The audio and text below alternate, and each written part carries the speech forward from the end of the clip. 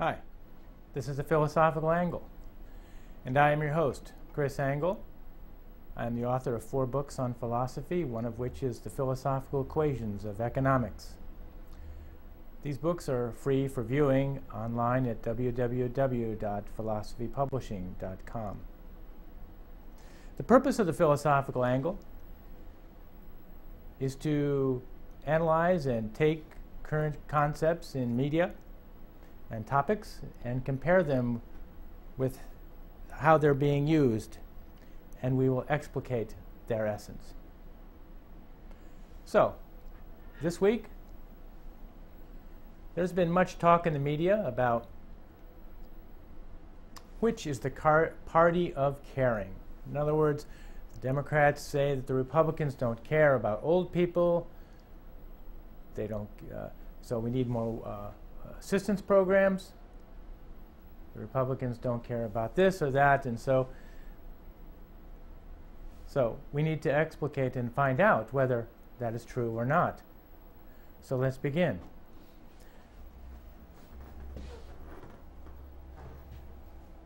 Again, to start, who is the party of caring? I mean, to care.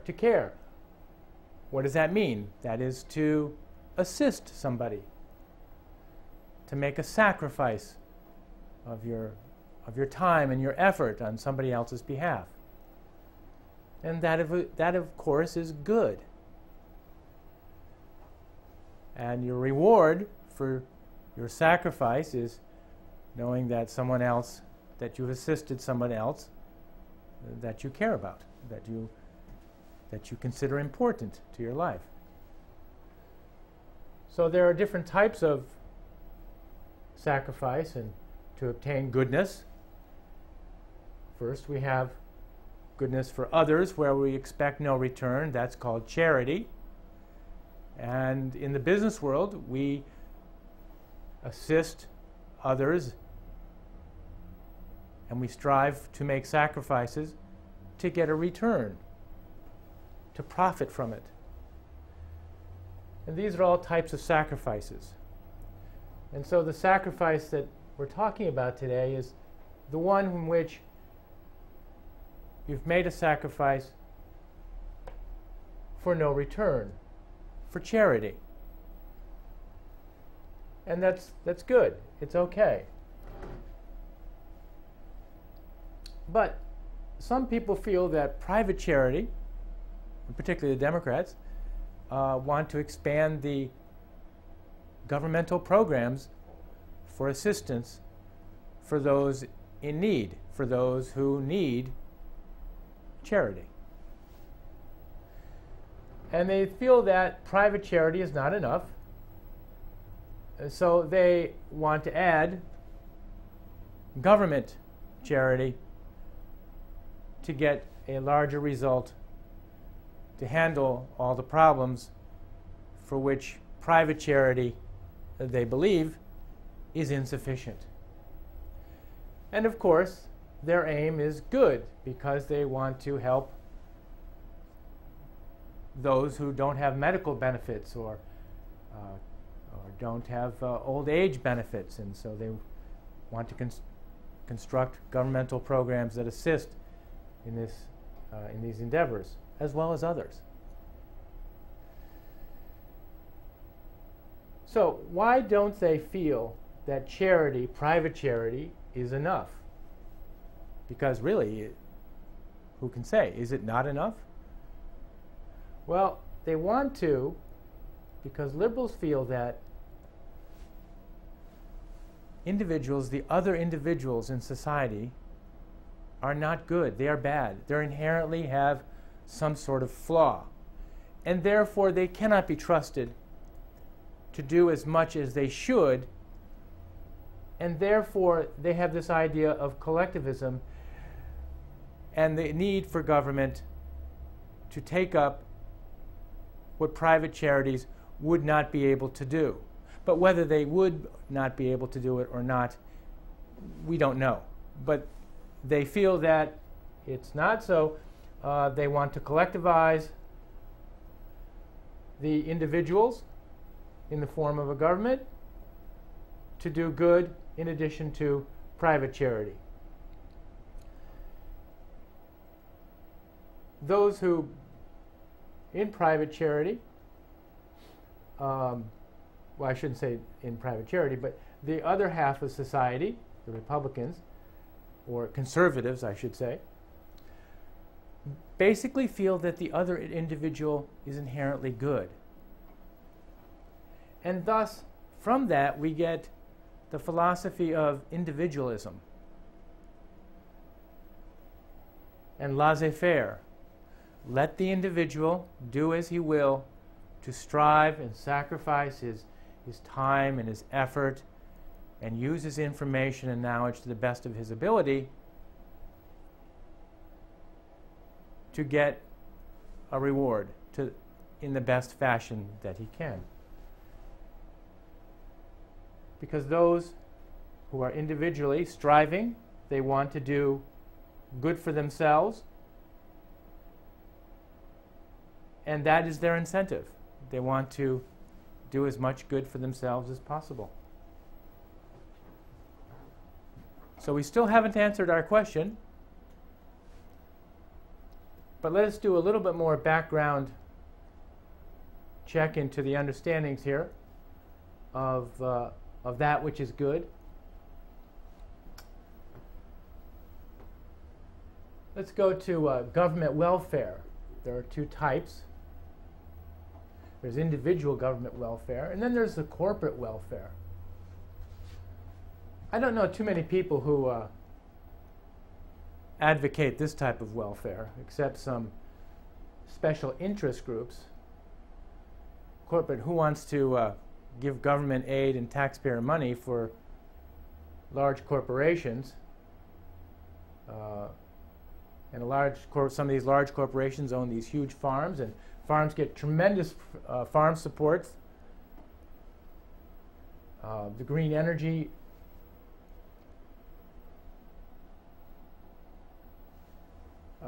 PACs are out there and getting ethanol subsidies and et al. And it keeps getting larger. As well as on the individual side, welfare keeps getting larger. In the last couple of years, we now have Obamacare being implemented, Medicare, we have schools, colleges, universities, Social Security, unemployment benefits. The programs are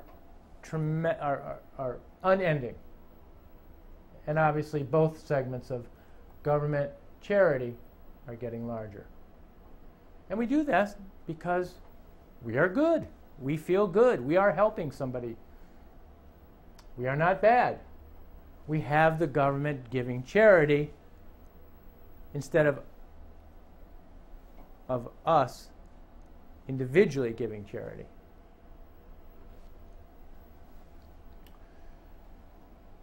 Now, profits come from, of course, the gross domestic product, which is good. We go out and we work to do the best we can and to get some take-home pay, and that's good. And we profit from our sacrifices.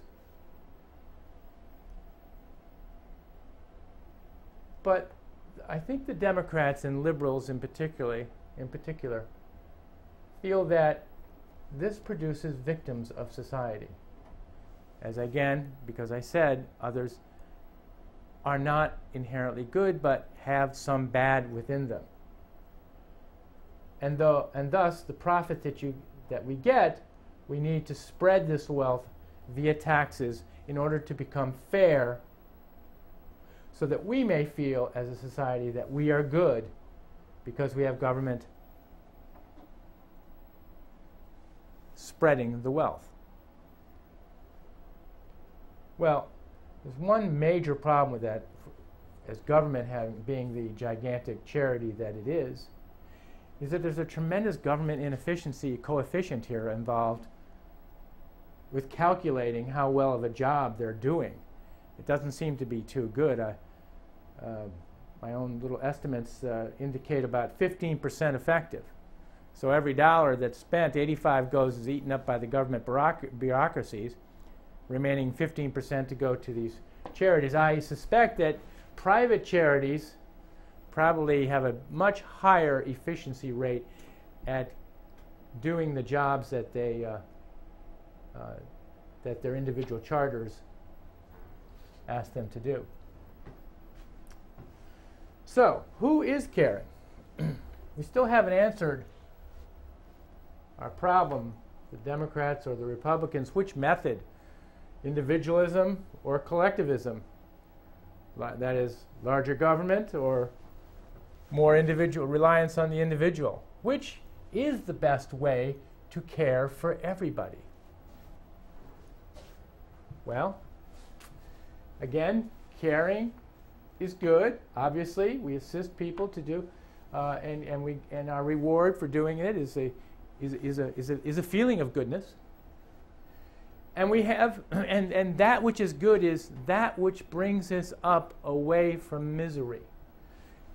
If something brings us up away from misery, it is good, and that is the definition of good, of all that is good. And we, of course, want individual good. We have a desire to be good, to do good, to acquire good, that which is good for us.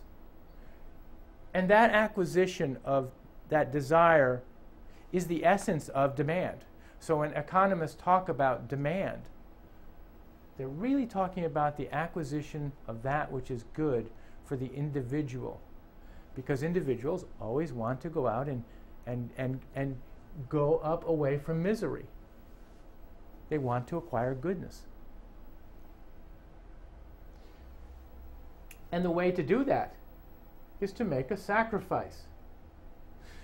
So you sacrifice your time, you sacrifice your energy, you go out and gain more knowledge, and you do it in an atmosphere of risk to get a reward. And we have two types of sacrifices. We have private sacrifices, and the sum of all those sacrifices produce a dollar amount in society. Economists like to will go out and figure out the dollar amount of all our sacrifices, because we make our sacrifice to get a reward, and the sum of all those rewards is our gross domestic product. Now, if we add in efficiency into our time and our effort and our information and in our risk and our daily in our atmosphere of risk in which we perform our sacrifices, and we add in efficiencies by making our movements, our efforts a little bit more productive. But for the most part, our efficiencies come from knowledge. So our inventive qualities produce efficiencies, such as making a new tool that allows us to build a house faster, or to make our cars quicker, or to make our cars better or more efficient. This all comes from knowledge that we invent in our heads. And this produces more good. We're able to take our effort and our time and become more efficient because of our greater knowledge, and we make more good from it. But again, the main complaint back here at the beginning is, which is the party of caring, because the individual concentrates his wealth and doesn't give it away because he's selfish.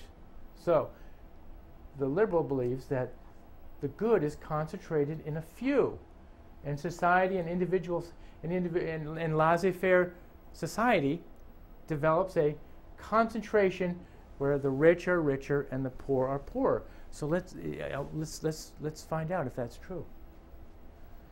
Now let's go back here though. Before in the sacrifice, on the other side of private sacrifice, we have government sacrifice.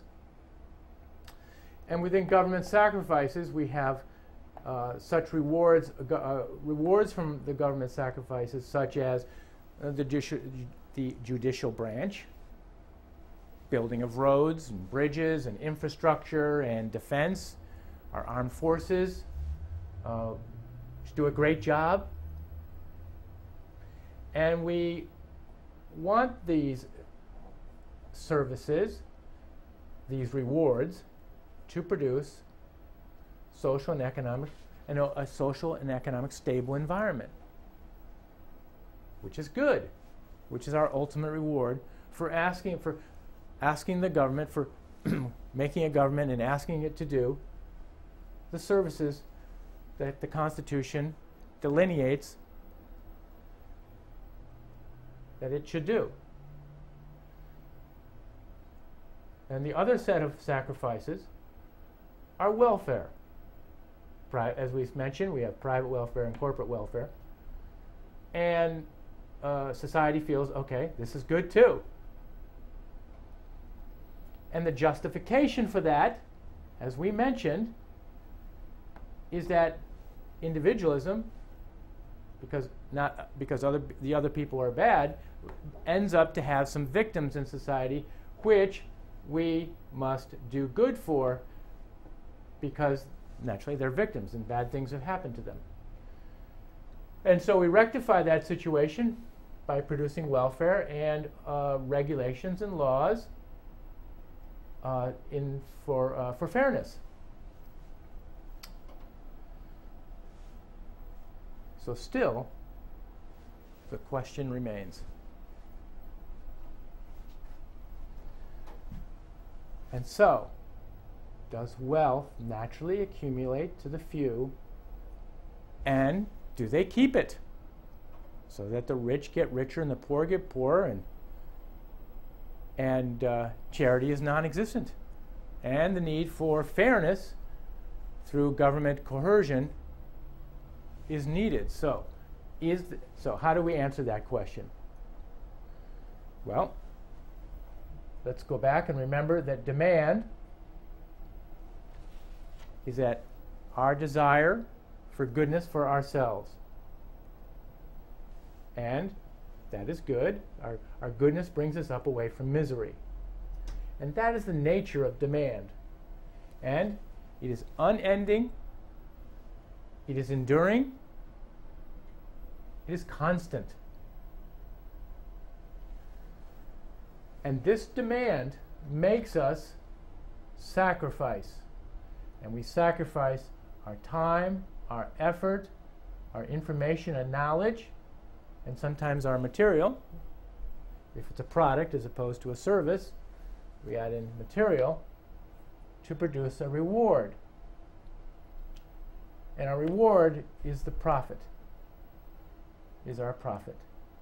And our profit is good, so that we can go out and get things that are good for us, like down to the store and we buy a lawnmower to cut our lawn, or some toothpaste to keep our for personal hygiene, or whatever it is. But we want to bring ourselves up away from misery, so we sacrifice to produce a reward, to get a profit, which is good, so that we can go and help ourselves. And there are two types of sacrifice. There's the individual sacrifice, and there's corporate sacrifice. They're really the same. Individual sacrifice, we do our chores.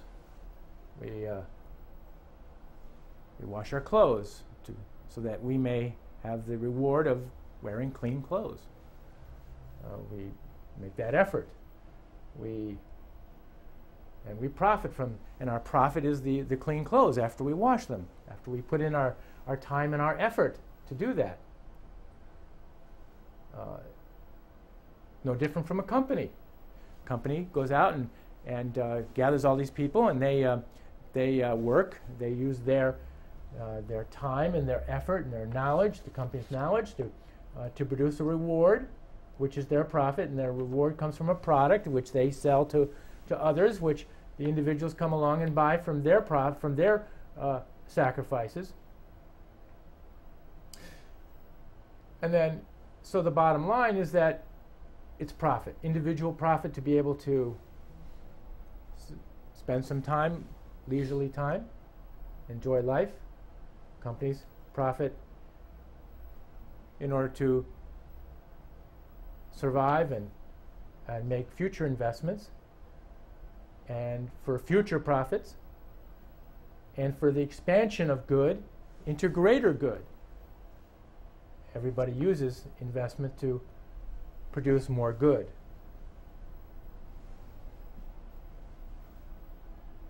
So our sacrifice equals our reward. And if we add in the efficiencies that our mind produces that produces new knowledge, we get a reward plus, we'll call it reward prime 1, which is the additional reward that our efficiencies allow us to produce. So we have an incentive to produce these efficiencies because we get a greater reward. And that efficiency, one of those efficiencies is the division of labor in our time, our effort, our knowledge, in our atmosphere of risk. We find that not everybody can hold all the knowledge and do all the things in the world. So we ask somebody else to help us. And thus we get a division, a scientist who knows more about chemistry, and then the one we know, another scientist will know more about physics, another one knows more about ecology. And we divide up this knowledge because it's proliferating, because we're inventing it, because we're becoming more efficient. And so we need a division of labor to handle all this effort and all this knowledge. And that additional reward, we'll now call, instead of reward prime, we'll call it reward division of labor. And the only way that that can happen is through cooperation, which involves other people, which also have a demand for goodness. And this demand and the cooperation, because of the efficiencies, because of the knowledge that's being produced by our brains, and because of the incentive produced by the want to do goodness, is ever increasing.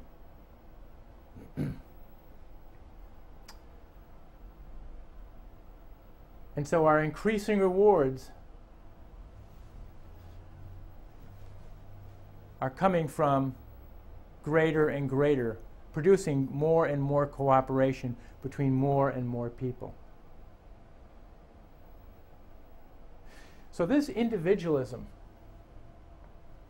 emanating from the knowledge that is produced by individuals in society, is producing the great goodness, the great wealth, which is a form of goodness, is ever increasing. And from that goodness, the individual can make his own charitable contributions, which the wealthy do. So, the best way to produce goodness for society, overall goodness, and expand the amount of people that are needed to acquire their goodness, and the amount of goodness that they can do, is to allow the expansion and the efficiencies of their own sacrifices. But the question remains, at the end result, as we expand, and throughout history we have seen this expansion do very, very well.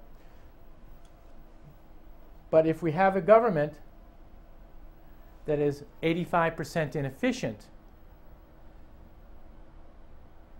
this may not be the best way to produce the charity that we want, because it seems that government spending has become out of control, and with government spending comes that inefficiency of probably about 85% inefficient.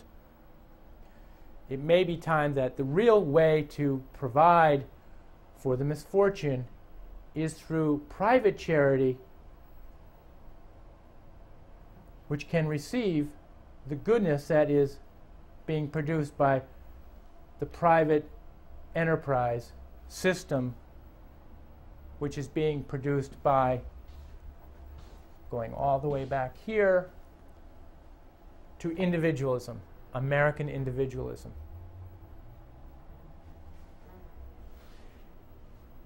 And so I want to thank you, my viewers, for